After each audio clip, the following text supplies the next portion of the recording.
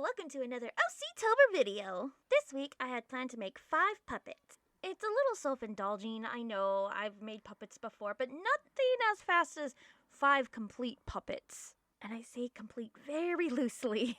The reason why I'm making these puppets outside of OC-tober, and I need something to do for my characters, because making 5 puppets is kind of a lot, is because I would like to have short-form content on the other Already As Always channel for finished projects. I think that'd be really lovely and nice, and we can help that channel grow a little bit more and have more attention to it, because finished projects hardly get any love, and I could sure as heck post them onto this channel right here, but you know, it's kind of hard to shuffle through all of my weird content of just talking, and then my finished projects, my main babies, and then the live streams, and then the shorts. It's a lot. So we're just separating things, and I would like to make one channel grow a little bit, and you know, finished projects do take a long time, so hopefully the short form content will hopefully make it thrive a little bit, and you know, space it out between finished project to finished project.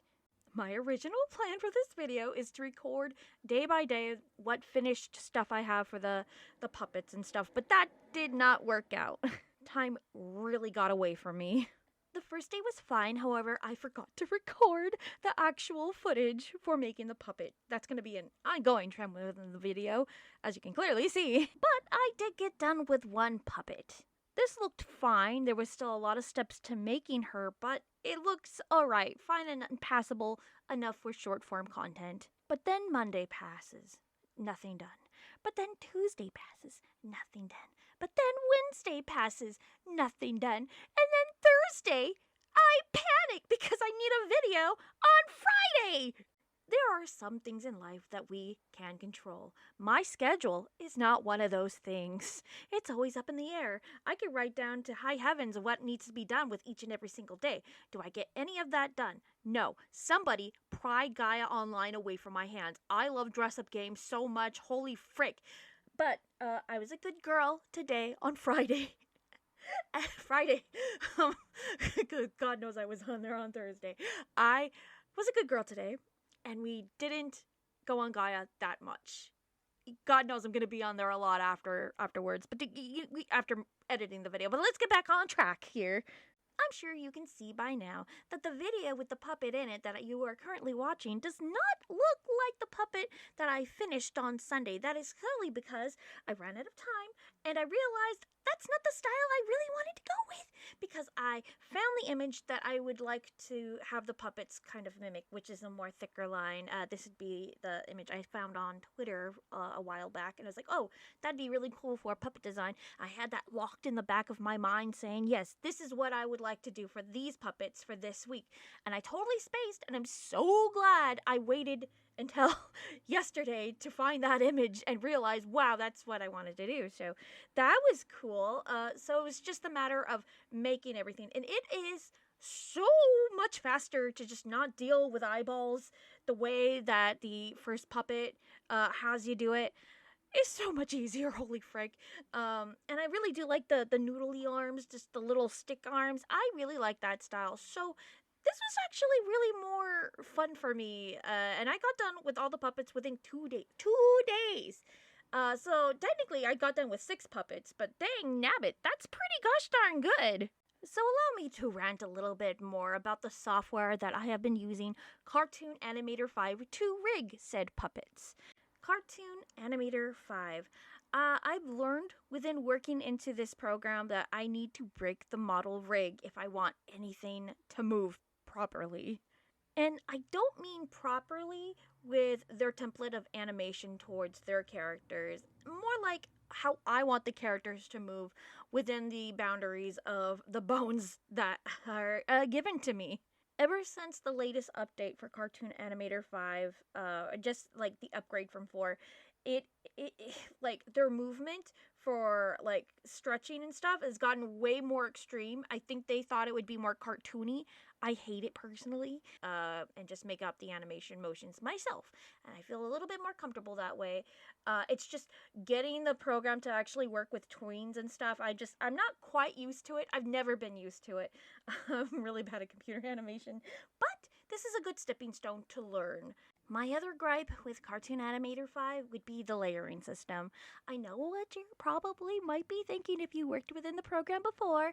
Oh, you just gotta label things properly. I have. I have a million times labeled things properly. Sure, I know for a fact it will not be properly aligned and layered correctly within the software that I'm drawing in. I know that for a fact. I am well aware of that. But when you put it into the Cartoon Animator 5 software, you could rearrange it properly in there, fine, willy-nilly. But say you do have it properly aligned, it will magically, if you say you see something, oh, that's the hair layer shouldn't be right there above the hand. Let's go ahead and put that hair layer underneath the hand, because that makes sense. It will automatically make something else jump out of the screen and strangle me or something like that. It gets unlayered. A different part of the character will become unlayered, and then it'll just keep doing that repeatedly as soon as you try to fix things. It's not on all the models, granted. It's not on all characters that you rig and stuff. It's occasionally. Sometimes it's hard to say. So I'm sure they're getting better at it, but it's hard. It's hard to believe anything that comes out of Reillusions recently because of their whole AI shtick, and they love AI. Blah, blah, blah.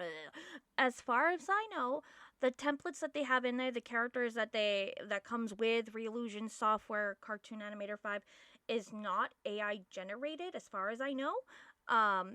But after 5, I can't trust them at all if their characters are AI generated. So I'm gonna just not upgrade at all and just live with Cartoon Animator 5. I'll be fine. I'll be sticking to Maho. Thank you very much.